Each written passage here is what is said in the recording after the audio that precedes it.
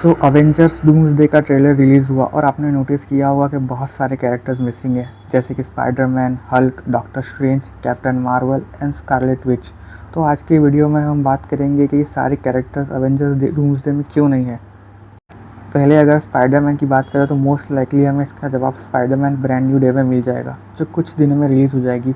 But अगर हमें फिर भी प्रेडिक्ट करना हो कि स्पाइडरमैन क्यों नहीं है, तो मे भी स्पाइडरमैन जो है बहुत ज़्यादा इंजर्ड हो जाता है ब्रांड न्यू डे के एंड तक, या फिर क्रेवन द लास्ट हंट वाली कॉमिक टाइप सिचुएशन हो सकती है, जिसमें पीटर को क्रेवन ज़िंदा दफना देता है ग्रेव में, और उस ग्रेव से बाहर निकलने के लिए पीटर को एटलीस्ट 2 वीक लग जाते हैं।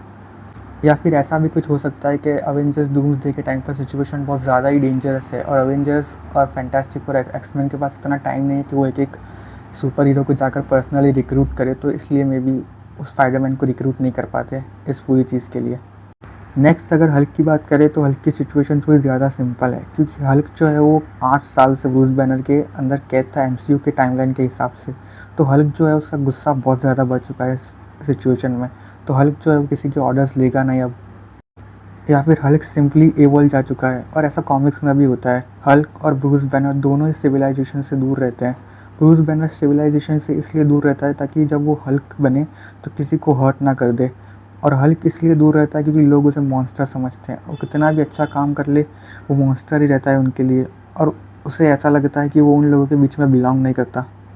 हमें ब्रांड न्यू डे के एंड में भी कुछ सिमिलर ही देखने को मिल सकता है, जैसा हमने एज ऑफ अल्ट्रॉन में देखा था कि जब हल्क शिप लेकर किसी और प्लेनेट चला जाता है, तो यहाँ भी ऐसा ही कुछ होगा जिसमें हल्क जो है वो फॉरेस्ट या माउंटेन्स चला जाएगा ह्यूमन सिविलाइजेशन से दूर। मुझे ऐसा लगता है कि ये लोग वर्ल्ड ब्रेकर हल्क मूवी पे काम कर रहे हैं, क्योंकि हमें कितने नए हल्क कैरेक्टर से इंट्रोड्यूस करा दिया गया है, जैसे the leader, the red Hulk, she Hulk, और अभी ये लोग सैवेज हल्क को भी वापस ला रहे हैं ब्रांड न्यू डे में। और अभी 25 जुलाई को ही मार्वल की पैनल है कॉमिक कॉन पे, तो मुझे थोड़ी एक्सपेक्टेशंस है। अब डॉक्टर स्ट्रेंज की बात करें तो डॉक्टर स्ट्रेंज का ना होना डूम्सडे में मेक सेंस करता है, क्योंकि डॉक्टर स्ट्रेंज जो है वो सीक्रेट वॉर्स कॉमिक के टाइम पर बहुत इंपॉर्टेंट रोल प्ले करता है। वो एक ब्लैक प्रीस्ट नाम की ऑर्गेनाइजेशन को ज्वाइन कर लेता है, ब्लैक मैजिक सीख लेता है ताकि वो इंकर्जन को रोक पाए।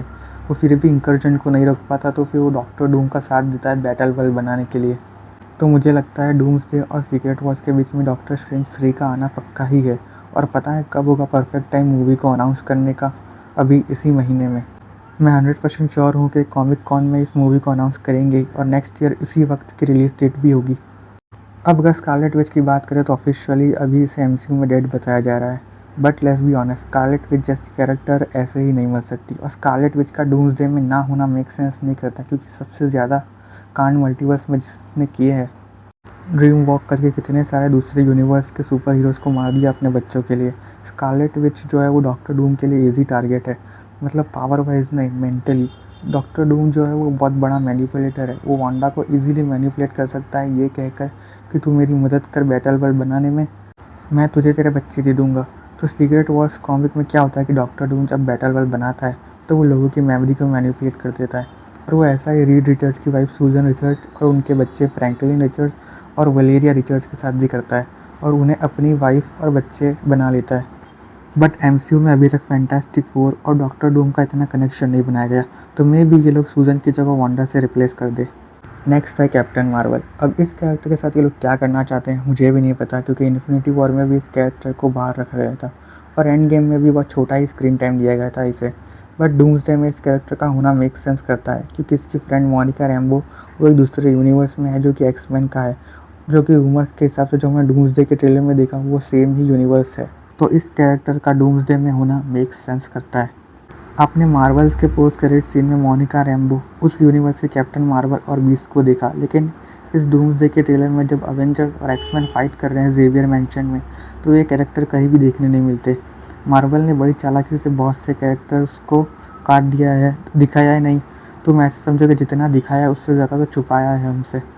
अमेरिका चैवेस एक और इम्पॉर्टेंट कैरेक्टर, इसके ऊपर हमें अपडेट नहीं है। आई मीन इस कैरेक्टर की पावर ही मल्टीवर्स रिलेटेड है, ये कैरेक्टर यूनिवर्स से यूनिवर्स ट्रैवल कर सकता है, तो इसे तो इस मूवी में डेफिनेटली होना चाहिए।